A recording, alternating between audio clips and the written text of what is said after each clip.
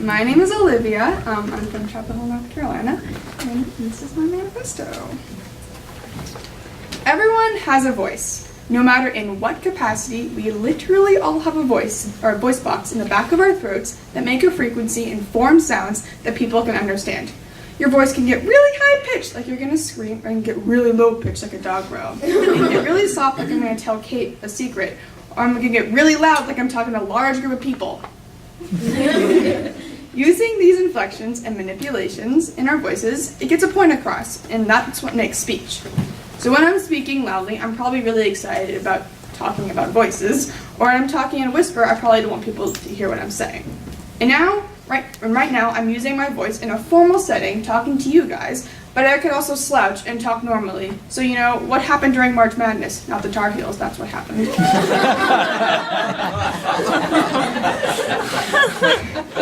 Everything gets a point across. And in different meanings, you can put emphasis on different words or change my voice level of the whole meaning, and the whole meaning of what I'm saying can change. Sorry. So I say to you in the best way I know how to communicate to everyone here, I'm going to talk to you about my voice and how I intend to use it. I have found it very interesting to watch people who know how to talk to people and give presentations or speeches, because they can make a room full of 4 to 1,000 people have this intense concentration, and it's just phenomenal. I've always wanted to be that person who is able to make people listen to my words, but not just listen, but want to do something afterwards.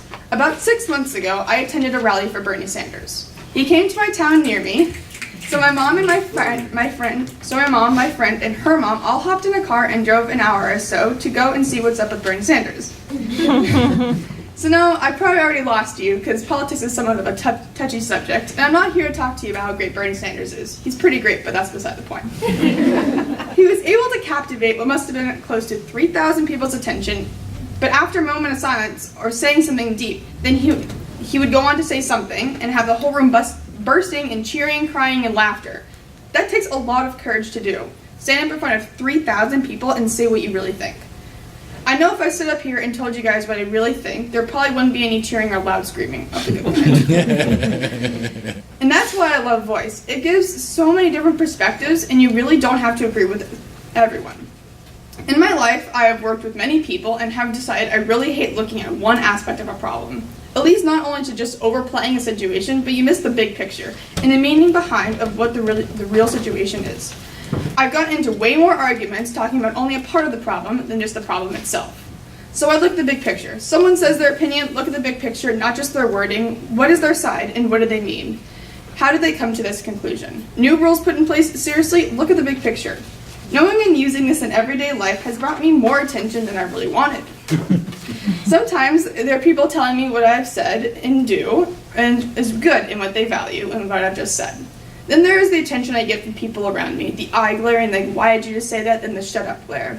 Then there are those people who do the whole passive-aggressive spiel and don't acknowledge your existence for a few days. Seems childish, right? And yeah, that hurts. Now, we all have those moments where you feel super comfortable talking to everyone in the room and saying your opinion, or a thought that may have just answered a question. But then we're totally in the mindset that it's safe for me to speak here. And then we all have been in places where we don't feel as safe, and maybe we say a few things, but not really what we're thinking, because you don't really know enough about the topic to contribute, and you don't want to seem like that person who doesn't know anything, and you just feel uncomfortable.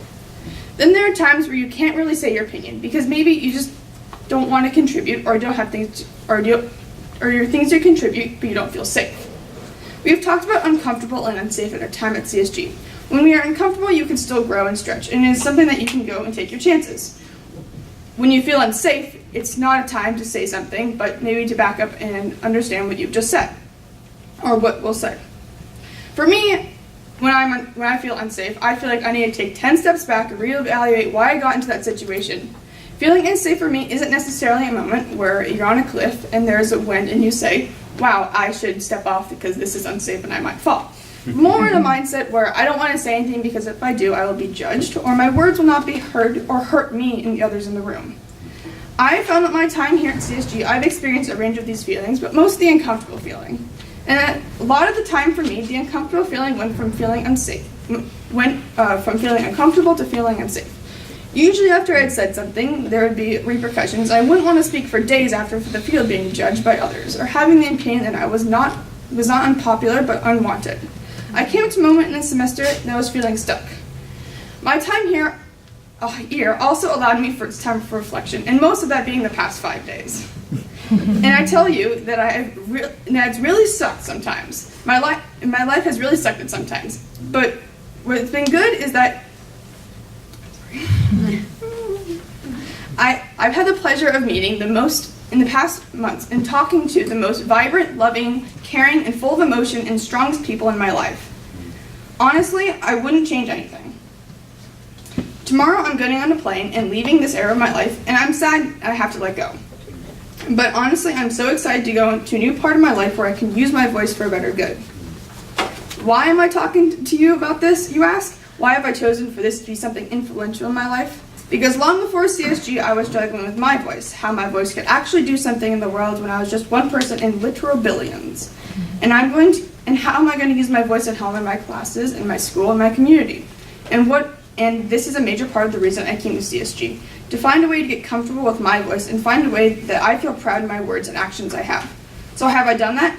Maybe. Who am I to say that I can in any situation use my voice for good? I don't know everything. No one does.